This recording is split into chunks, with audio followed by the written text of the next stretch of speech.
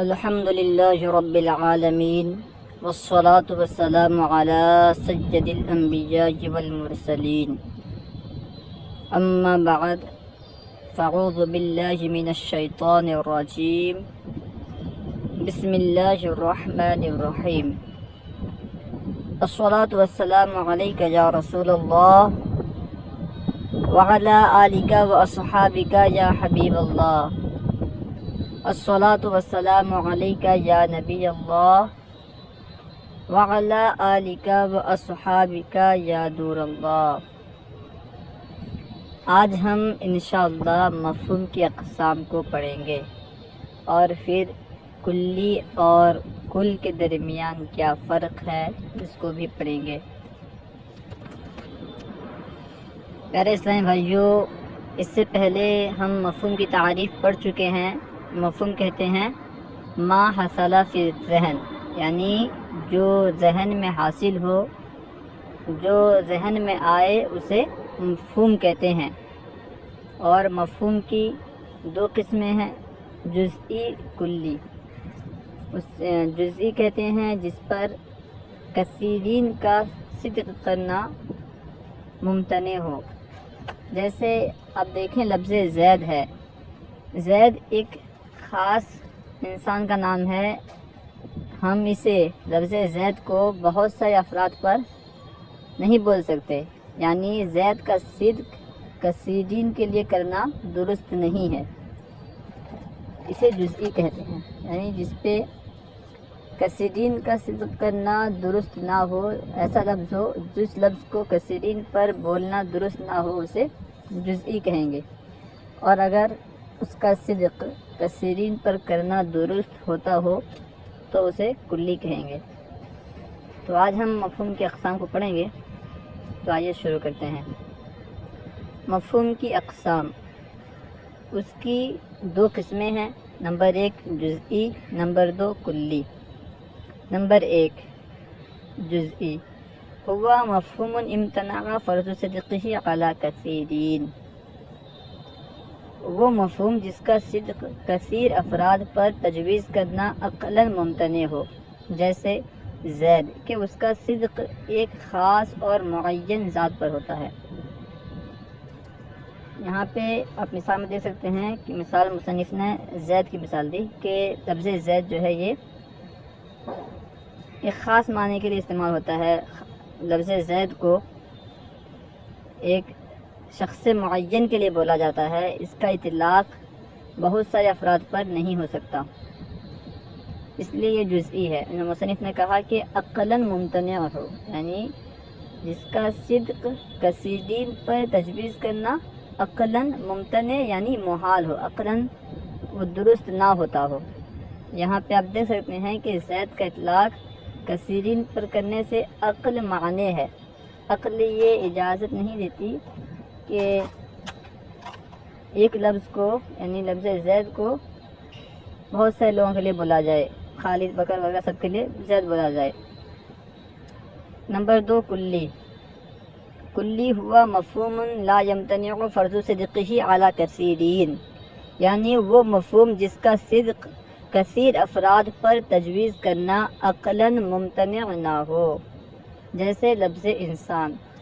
لفظ انسان آپ دیکھتے ہیں کہ زید کو بھی انسان کہا جاتا ہے، بکر کو بھی انسان کہا جاتا ہے، اس طرح خالد کو بھی انسان کہا جاتا ہے، اور بوڑھا ہو بچہ ہو وغیرہ سب کو ہم انسان کہتے ہیں، ان پہ انسان کا اطلاق ہوتا ہے۔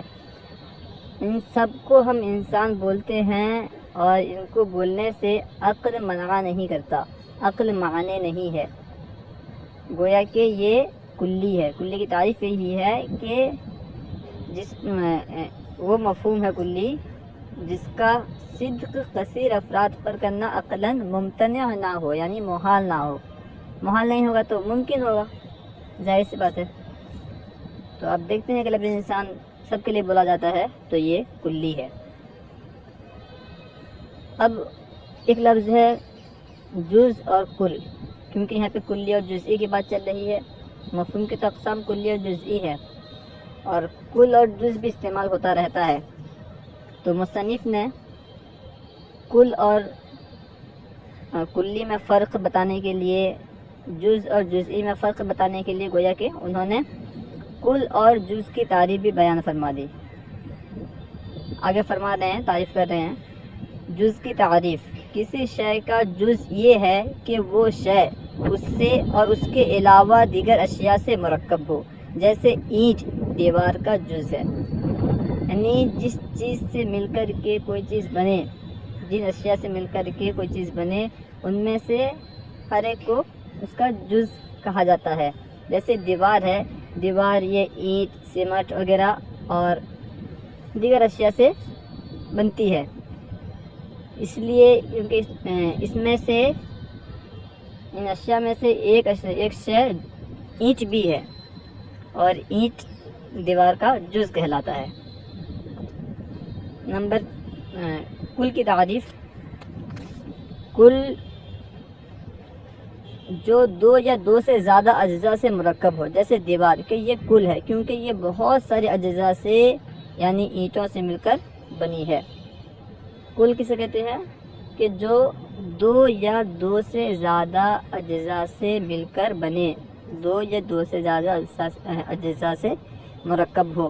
دیوار لے لیں، یہ بھی کل ہے۔ اسی طرح بہت سارے اشیاء، جیسے موبائل ہی لے لیں، موبائل بہت سارے اشیاء سے مل کر مرکب ہوتا ہے، بنتا ہے۔ ان میں سے ہر، اس کے اندر جو پارٹس ہیں موبائل کے، سامان ہیں، ان میں سے ہر ایک جز کہلائے گا، اور مکمل موبائل جو ہے یہ کل کہلائے گا۔